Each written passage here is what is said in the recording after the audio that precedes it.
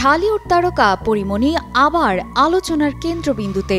তবে সিনেমা কিংবা web series মুক্তির কারণে নয়, বরং ২৬ জানুয়ারি পুরনো একটি মামলায় গ্রেফতারি পরোয়ানা জারির খবরে এই তারকা ছিলেন আলোচনায়। ২৭ জানুয়ারি আদালতে গিয়ে আত্মসমর্পণ করে তিনি জামিনের আবেদন করেন। আদালতও পরিমণির আবেদন মঞ্জুর করেন।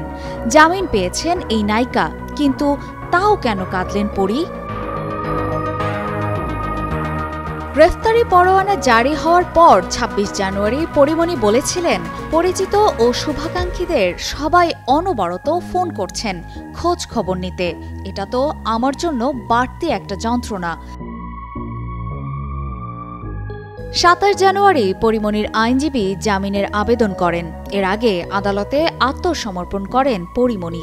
জামিন শেষে আদালতে দাঁড়িয়ে কেঁদে কেঁদে পরি বলেন, বরাবরই আমার আইনের ওপর বিশ্বাস ছিল, শ্রদ্ধা ছিল, এখনও আছে। আমার এই বিশ্বাস শেষ অবধি ধরে রাখতে চাই। আমি গর্বিত যে এত ভালোবাসা পেয়েছি, কিন্তু আমি একটি জিনিস বলতে চাই, আমি আইনের প্রতি শ্রদ্ধাশীল। আমার এই বিশ্বাস শেষ অবধি রাখতে চাই। আমি বিশ্বাস করি শেষ পর্যন্ত ন্যায় বিচার পাবই। এর আগে পরিমণির বিরুদ্ধে ২০২১ সালে ১৮ জুলাই নাসির উদ্দিন মাহমুদ হত্যাচেষ্টা, মারধর, ভাঙচুর ও ভয়ভীতি দেখানোর অভিযোগে আদালতে মামলা হয়। সে সময় লাইভে ও সাক্ষাৎকারে কেঁদেছিলেন পরিমণি। সংসার জীবনেও একাধিকবার নানা ইস্যুতে আবেগে আপ্লুত বক্তব্য দিয়েছেন পরিমণি।